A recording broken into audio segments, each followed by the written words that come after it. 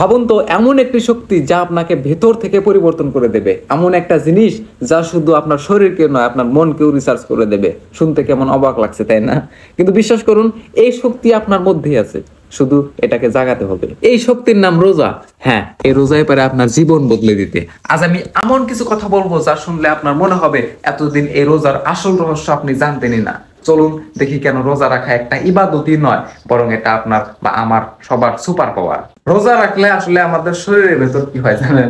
আমরা ভাবি যে রোজা রাখলে শরীর আমাদের দুর্বল হয়ে যায়, খিদে পেয়ে আমরা কষ্ট পাবো, কিন্তু বিজ্ঞান বলে এটা উল্টো।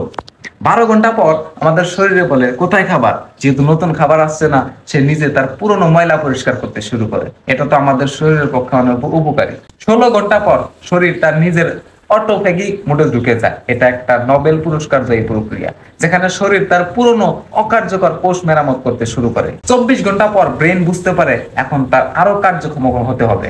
BDNF, brain drive neurotrophic factor hormone বাড়ে, যা মেমোরি ও ব্রেন পাওয়ার বাড়িয়ে দেয়। 30 ঘন্টা পর শরীর বলে, বাহ, পুরনো কোষ ফেলে নতুন শক্তিশালী কোষ তৈরি করছি, অর্থাৎ আপনি এখন আরো তরুণ হচ্ছেন। এখন বলুন, রোজা কি কষ্টের কিছু, নাকি আমাদের শরীরের জন্য একটি সুপার পাওয়ার? একটা কিন্তু ভাবার বিষয় আছে এখানে। ইসলাম 1400 বছর আগে যে রোজার শিক্ষা দিয়েছে সেটা বিজ্ঞান আজ বুঝতে পারতেছে। রোজা হলো সেই গোপন অস্ত্র যা আমাদের শরীর ও মনের সবকিছু রিসেট করে দেয়। এটা আমাদের ইচ্ছা শক্তি বাড়ায়, এটা আমাদের খাবারের লোভ থেকে মুক্তি দেয়, এটা আমাদের শেখায় আমি যা চাই তার দাস নয়, বরং আমি নিজেই তার নিয়ন্ত্রণে আছি। এই নিয়ন্ত্রণ যার মধ্যে আছে সেই পৃথিবী জয় করতে পারে।